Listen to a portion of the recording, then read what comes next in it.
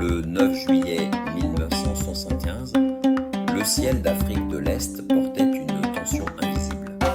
Ce jour-là, l'avion privé Didi Amin Dada, président de l'Ouganda, effectua un atterrissage d'urgence à Nairobi. Officiellement, il s'agissait d'un incident technique survenu lors d'un vol reliant l'Éthiopie à l'Ouganda.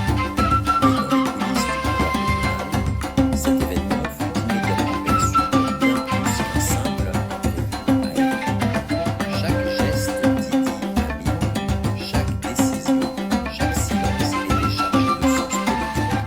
Et cette escale inattendue au Kenya allait révéler la profondeur de ses peurs, de ses calculs et des rapports de force complexes qui structuraient l'Afrique de l'Est de l'époque.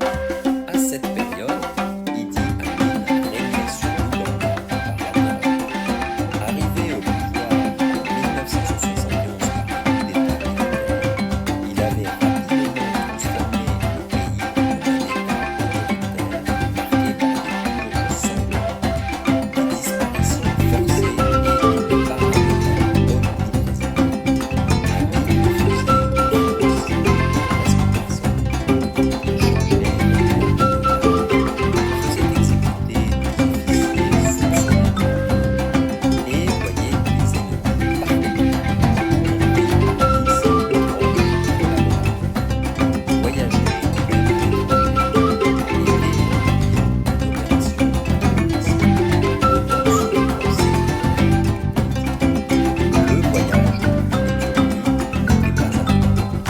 Idi Amin venait de participer à une rencontre diplomatique de haut niveau, cherchant à consolider son image de leader panafricain, malgré son isolement croissant sur la scène internationale. À l'extérieur, il se présentait comme un défenseur de la souveraineté africaine. À l'intérieur, il gouvernait la planète. Le retour vers Kampala était rapide et discret. Pourtant, des problèmes techniques forcèrent son avion à se poser à Nairobi, capitale d'un pays avec lequel ses relations étaient ambiguës et marquées par une méfiance réciproque. Le Kenya, sous la présidence de Jomo Kenyatta, était alors considéré comme relativement stable, pragmatique et tourné vers l'Occident. Kenyatta incarnait une forme de leadership radicalement différente de celle d'Idi Amin. Là où Amin était impulsif, imprévisible et brutal, Kenyatta se montrait calculateur, diplomate et soucieux de préserver l'équilibre régional. Les relations entre l'Ouganda et le Kenya oscillaient entre coopération stratégique et rivalité silencieuse. Derrière les sourires diplomatiques, chacun se méfiait des intentions de l'autre. Lorsque l'avion Didi Amin se posa d'urgence à Nairobi, la nouvelle remonta rapidement jusqu'au sommet de l'État kenyan. Jomo Kenyatta comprit immédiatement la sensibilité de la situation. Accueillir un événement aussi controversé nécessitait une extrême prudence, efficacité et une interprétation économique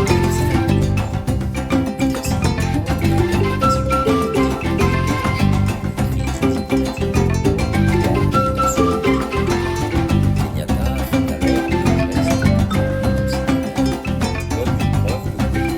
Il proposa à Idi Amin un avion pour assurer son retour dans des conditions sûres.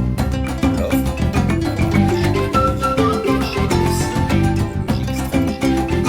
En mettant à disposition un avion kenyan, Kenyatta montrait au monde que le Kenya respectait les normes diplomatiques et garantissait la sécurité des chefs d'État étrangers, quelle que soit leur motivation politique. Et la réponse d'Idi Amin fut surprenante. Il refusa catégoriquement l'offre, posant une condition. Il n'accepterait que l'île s'il était accompagné du vice-président kenyan, Daniel Arap Moi. Ce refus n'était pas un caprice. Il révélait la psychologie profonde de Didi Amin. Convaincu qu'un complot pouvait être ourdi contre lui à tout moment, il voyait dans la présence de Daniel Moi une forme de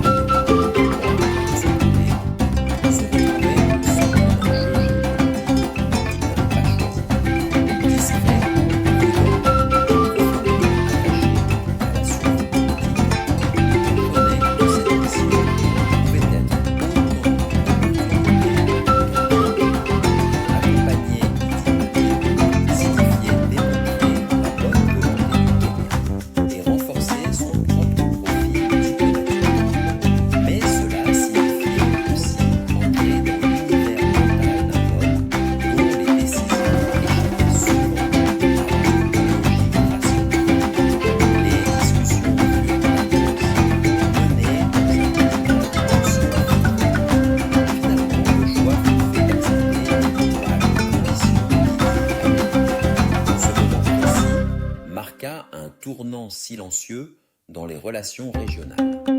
Lorsque Daniel Moi monta à bord de l'avion présidentiel ougandais, ce ne fut pas seulement un déplacement aérien, mais un acte politique non possible.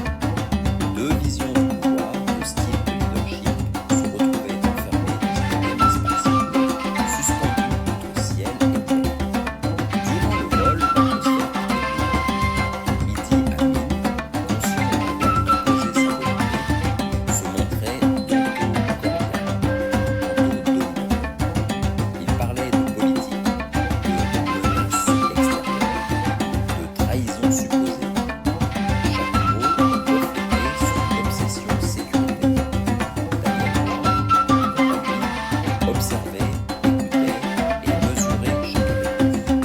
Il comprenait qu'avec des hommes comme Amin, la survie politique passait par la retenue et la lecture attentive et cinéphile.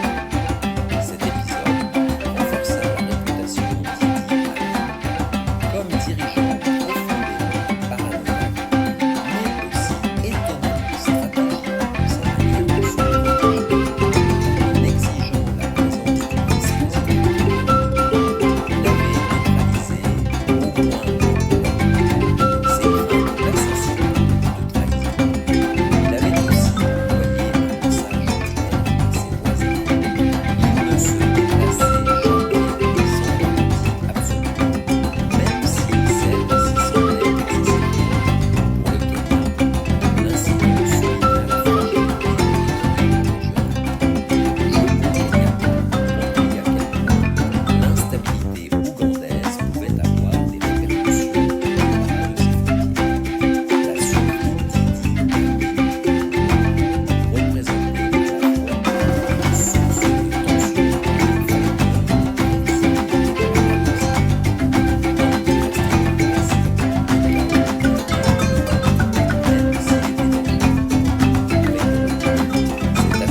place au cas où l'avion ne même s'il était dangereux. Avec le recul, cet atterrissage apparaît comme un instant révélateur de l'Afrique de l'Est des années 1970. Les relations entre États n'étaient pas seulement dictées